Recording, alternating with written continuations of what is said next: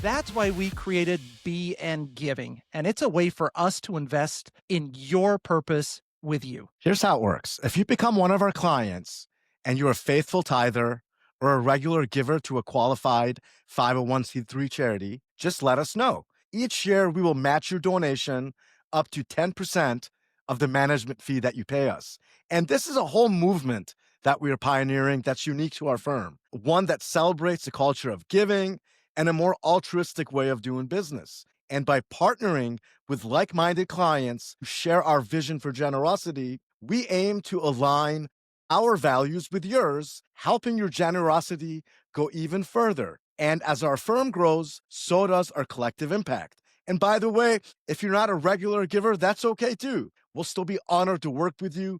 To explore how you can join our BN Giving community by becoming a client, please reach out to us online at bnwealth.com or call our office at 847-780-2980.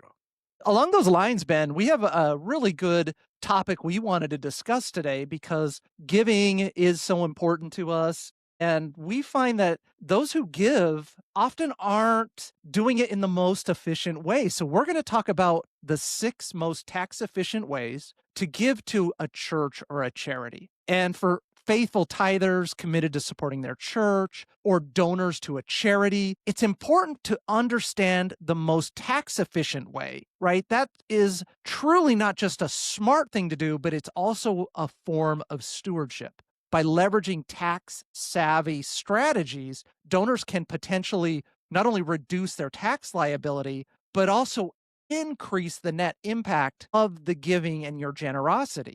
So this means more resources for ministry, outreach, community support without increasing out-of-pocket costs. And when giving is aligned with smart tax planning, it helps your contributions go even further for the causes that you truly care about. We want to talk about the 6 most tax efficient ways to give to your church. And the first one we want to talk about is something that actually impacts a lot of people. It's kind of the low hanging fruit. It's called qualified charitable distributions from your IRA. And how it works is if you're 70 and a half years old or older, you can make a qualified charitable distribution from your IRA directly to your church or favorite charity. And this allows you to transfer over $100,000 a year, which is indexed for inflation. So that amount goes up, but you can transfer that per year tax-free to your charity, and which can also satisfy your required minimum distribution, RMD, without increasing your taxable income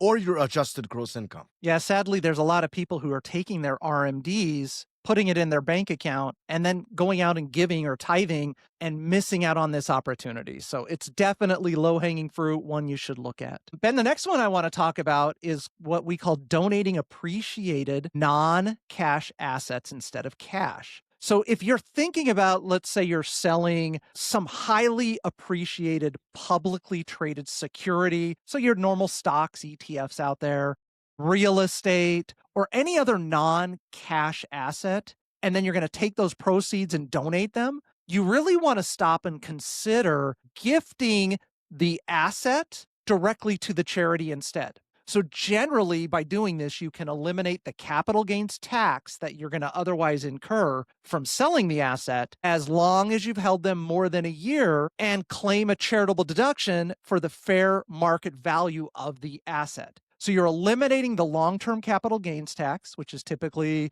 15 or 20% for most people, depending on your income level. And you can then increase the charitable contribution available to the charities by up to that 20% as well as boost that tax deduction. That's such a powerful concept. So the next thing you can look at is bunching charitable contributions in one tax year. And if you anticipate your total itemized deductions will be slightly below your standard deduction amount, you can combine or bunch contributions for multiple years into one single tax year. And with this bunching strategy, you would itemize deductions on your current tax return and take the standard deduction on future returns to potentially produce a larger 2-year deduction than you would get by just claiming 2 years of the standard deduction. Yeah, and let's take that idea and juice it up like on steroids here, which the next one we want to talk about is using a donor advised fund. So you can actually bunch many years of giving into one of these donor advised funds because it allows you to make this large charitable contribution at one point and get an immediate tax deduction. And then what you do is you use that fund to give out your charitable donations over time.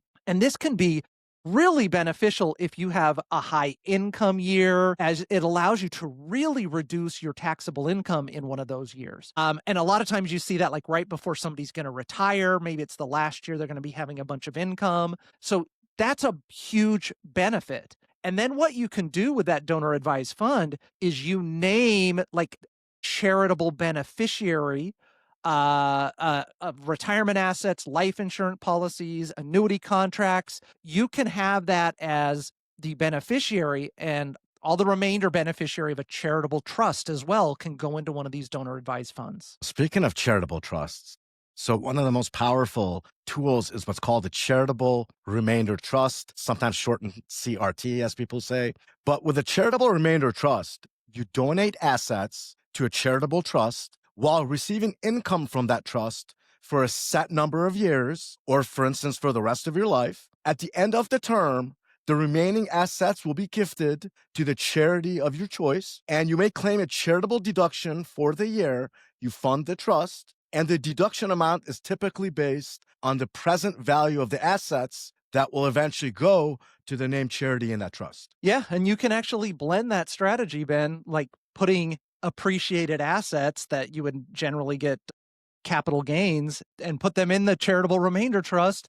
You're getting all these benefits if you use it properly. And then number 6 we want to talk about is actually naming a charity as one of your designated beneficiaries. So unlike individuals who inherit like a taxable retirement account, like an IRA or a 401k, public charities don't have to pay income tax on gifted assets at the time of withdrawal, making it an ideal beneficiary on some of those accounts like the traditional IRA or employer sponsored retirement plans. Every penny of those donations are going to be directed to support your charitable goals beyond your lifetime. And what's more, designating a charitable remainder trust that we talked about earlier as your beneficiary will combine a gift to charity and could also establish income to your heirs at the same time. So it could be super powerful. That's a very powerful concept as well. And at